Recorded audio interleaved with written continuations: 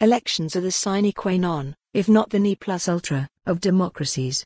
Ratcheting up the hyperbole, all the parties have claimed the current one is the most important in living memory. But it doesn't feel like that. For a start, this election should not be happening. It testifies to the shameless refusal of our politicians to respect the results of the 2016 referendum and the 2017 general election. Secondly, if we could be ignored then, why should we trust that these same politicians won't ignore us now?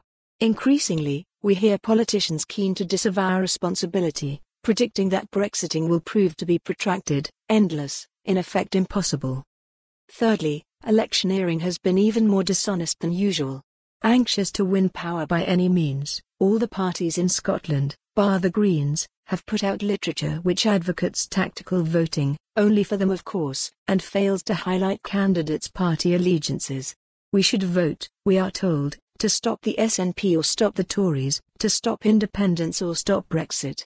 Scaremongering and demonising opponents are the order of the day. Such tactics may be less politically risky than positive campaigning, but they hollow out our politics.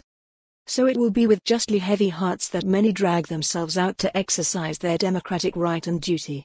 There will be applause and celebration for whomever in the current shower wins on Friday, but what we should really be lauding and honouring is the faith of these individuals who have voted against all the odds. Linda Holt, and Struther. Having witnessed many of the mixed and often dishonest messages emanating from political parties ahead of, in my opinion, the seminal election of my 50 years holding the democratic franchise, I prepare to head to the polling station with a doom-laden sense that democracy is dead. 3 reasons bring me to this profoundly sad conclusion, both encased in the assertion that choosing the next government is very far from a fair fight. Instead, it's a game rigged in favour of a tiny percentage of the UK population, who will benefit richly and disproportionately from the probable re-election of a Conservative administration, and they do not include the flock of mainly English electoral turkeys prepared to vote for Christmas.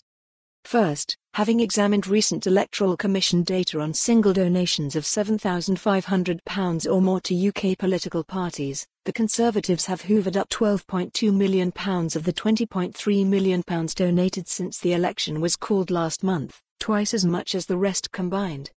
So, why on earth, in 21st century Britain, should the £1 million donation to Tory coffers by a former Russian finance minister's wife, and similar amounts gifted by other tycoons, many residing offshore, be able to purchase enhanced and privileged influence than me or the mythical Workington? For more on this story, visit the news article link.